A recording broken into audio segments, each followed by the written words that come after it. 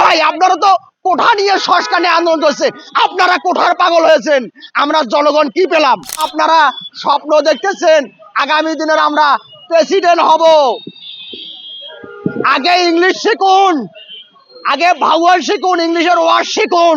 ভার্সিটির মধ্যে শতকরা 99% ছিল আওয়ামী লীগ, ছাত্রলীগ, যুবলীগ, গুলিস্তানের বাসের হেল্পার।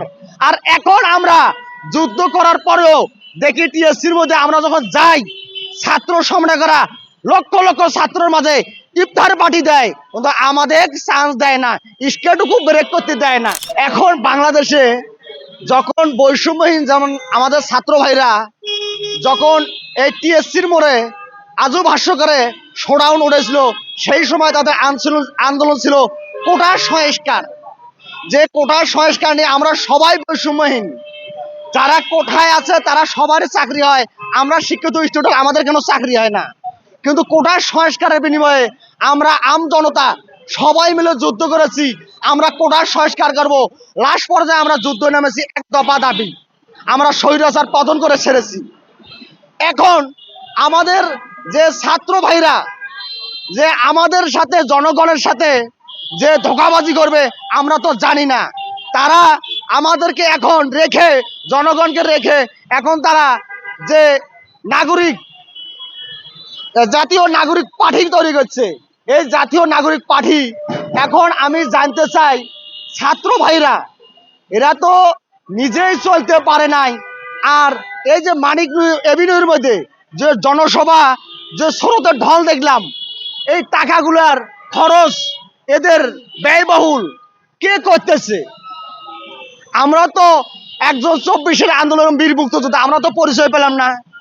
আর ঢাকা ভার্সিটির মধ্যে শতকরা 99% ছিল আওয়ামী লীগ, ছাত্রলীগ, যুবলীগ, গুলিস্তানের বাসের হেল্পার।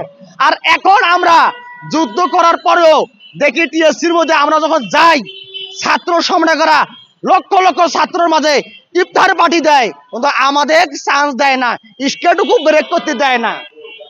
আর কিছু কিছু জায়গায় দেখতেছি যে আওয়ামী লীগময় পুলিশ ছিল, ছাত্রলীগ ছিল, যুবলীগ ছিল, আমাদের রিস্কায় টায়ারে যে স্ক্রু দিয়ে আমাদের ঘুঁতে মেরেছিল, গাড়ি ঘটাইছিল।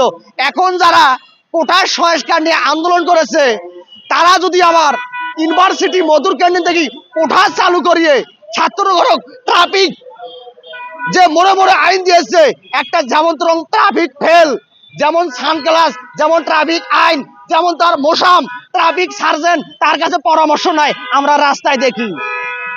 কি রে ভাই, আপনারা তো কোঠা নিয়ে সংস্কার নিয়ে আন্দোলন করছে, আপনারা কোঠার পাগল হয়েছেন। আমরা জনগণ কি পেলাম? আপনার কি এই নিয়েই জনগণের ধোঁকাবাজি করে আপনারা কি এই স্বার্থর কারণেই কে এই আমাদের আম জনতার নিরহ মানুষ পঙ্গু করেছেন? 850 জন মৃত্যুবরণ করেছে, আমরা লাঠিচার্জ খেয়েছি, কিন্তু আমরা কি পেলাম? আরো আপনারা স্বপ্ন দেখতেছেন আগামী দিনের আমরা প্রেসিডেন্ট হব। আগে ইংলিশ শিখুন, আগে ভাউয়াল শিখুন, ইংলিশের ওয়ার্ড শিখুন।